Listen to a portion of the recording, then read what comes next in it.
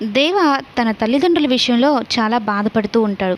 తను కష్టపడి పనిచేసిన డబ్బులతో తీసుకొచ్చిన బట్టల్ని నాన్న తీసుకోలేదని చాలా కోపంగా ఉంటాడు. దాన్ని తలుచుకుంటూ బాధపడుతూ ఉంటే మిథున చాలా చక్కగా వివరిస్తుందనమాట దేవాకి. చూసావా, నువ్వు ఫస్ట్ టైం కూడా బట్టలు తీసుకొచ్చావు, కానీ అప్పుడు తీసుకున్నారా? తీసుకోలేదు.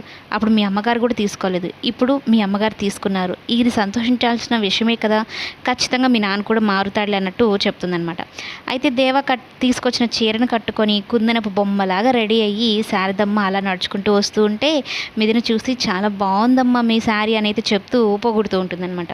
మిథున దగ్గరకు తీసుకొని ఇదంతటికీ ఇలా జరగడానికి కారణం నువ్వే కదా అంటూ తనకి నుదుటి మీద ముద్దు పెడుతుంది. అంతేకాదు, ముఖ్యమైన ట్విస్ట్ ఏంటి అంటే దేవ సంతోషించదగిన ట్విస్ట్ అనమాట. సత్యమూర్తి దేవా తెచ్చిన బట్టలు కట్టుకొని చక్కగా రెడీ అయ్యి నవ్వుకుంటూ చాలా సంతోషంగా అలా వీధిలోకి వెళ్తాడు.